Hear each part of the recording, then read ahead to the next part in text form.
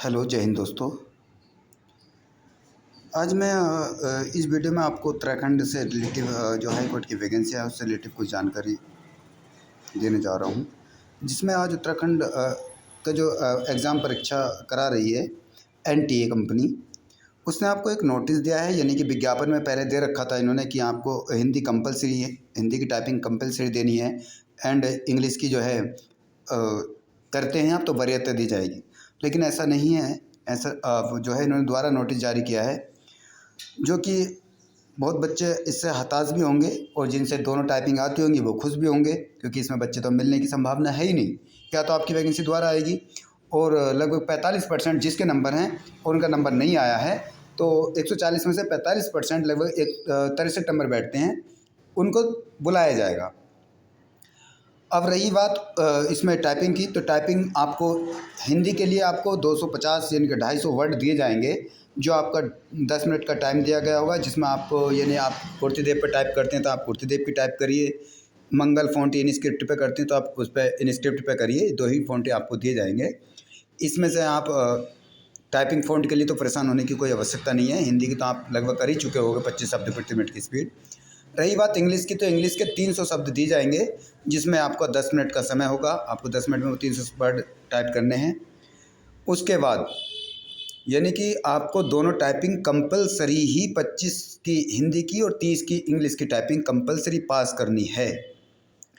उसके बाद short hand की बात करें तो शॉर्ट हैंड में के लिए इसमें भी ऐसा कोई इंट्रोडक्शन नहीं दिया शॉर्ट हैंड के लिए। उसमें भी आपके लगभग 400 वर्ड होंगे और 5 मिनट का मैटर होगा। 80 शब्द प्रति मिनट की गति होगी इसमें और 35 शब्द दिए जाएंगे उसमें।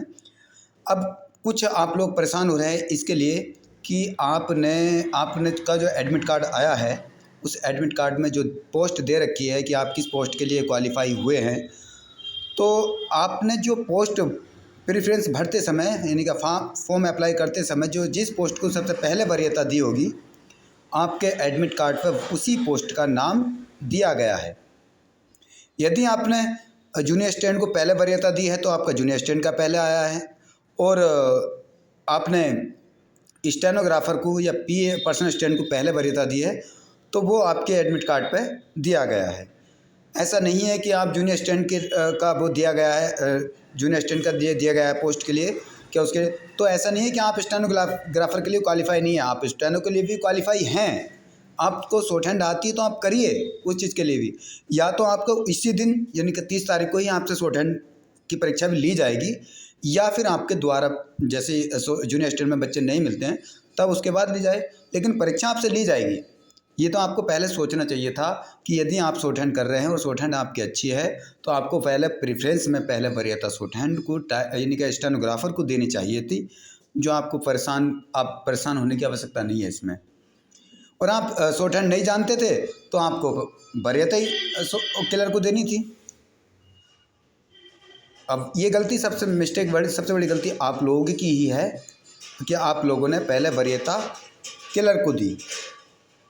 ठीक है नहीं, इसमें कोई वो नहीं है कि आप सोच रहे हैं कि हमें उसमें बहुत परेशान हो रहे हैं। मेरे पास भी काफ़ी सारे बच्चे जो मेरे पास आते हैं शॉर्ट हैंड करने के लिए, उनके लिए भी यही प्रॉब्लम आई है और कुछ फ़ोन भी आए थे, तो मैं उन्हें यही बताऊंगा कि आप वरीयता देखिए आपने किस पोस्ट को दी है। पहले आपके एडमिट कार्ड पर वही पोस्ट आई है।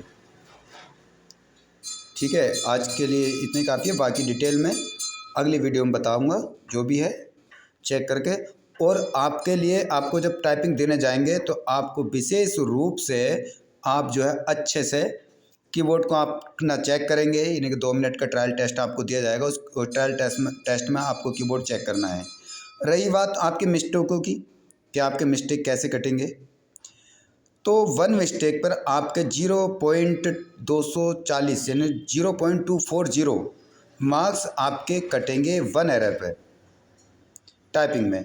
ऐसे ही आपके इंग्लिश के टाइपिंग में आपके यानी कि 0.2 मार्क यानी कि 0.200 मार्क्स आपके जो है इंग्लिश की टाइपिंग में कटेंगे आपकी एक गलती पे। आप उसी के अकॉर्डिंग करिएगा। और शॉर्ट हैंड में भी आपके ऐसे ही मार्क्स दिए जाएंगे, यानी कि 0.11 करके होंगे या उसमें कुछ और होगा। तो इसलिए आप परेशान होने की आवश्यकता नहीं है कि आप परेशान हो रहे हैं कि हमसे इंग्लिश की टाइपिंग नहीं आती, तो ये तो आपको पहले ही से ही सोचना चाहिए था। मैं मानता हूँ जो ग्रुप सी लेवल की तैयारी करते हैं उनको हिंदी इंग्लिश दोनों टाइपिंग कंपलसरी आनी ही चाहिए।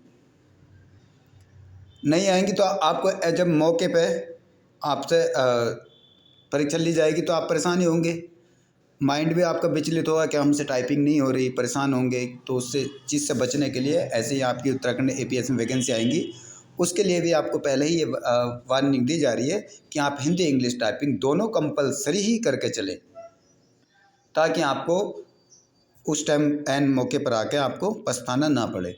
इसमें मैं मानता हूँ कि बच्चे बहुत, जिसने शॉर्ट हैंड और टाइपिंग यानी कि जो टाइपिंग और शॉर्ट हैंड पास कर दी, वो उसका 100% सिलेक्शन होना है, उसे कोई रोकने वाला नहीं है। क्यों? क्योंकि 5 दिन में, अभी 2-3 दिन बचे, 2-3 दिन में इंग्लिश की टाइपिंग कौन करेगा? सब हताश हो गए, किसी की 10 की, किसी की 12 की, किसी की ऐसी आ रही है। जो मेहनत कर लेगा उसकी हो जाएगी। तो हमेशा यही ध्यान करें, जो हमारी तैयारी है, जब हम तैयारी करते हैं तो पहले से जो हम तैयारी करते आ रहे हैं तो वही हमारे काम आती है। एंड वक्त पर आकर के हमारी तैयारी किसी काम की नहीं रहती, उसमें हमें जो है हमारे माइंड में नेगेटिविटी ही आती है। ठीक है दोस्तों, मिलते हैं अगली वीडियो में किसी और कोई बात बताने के लिए। ठीक है, थैंक यू, धन्यवाद।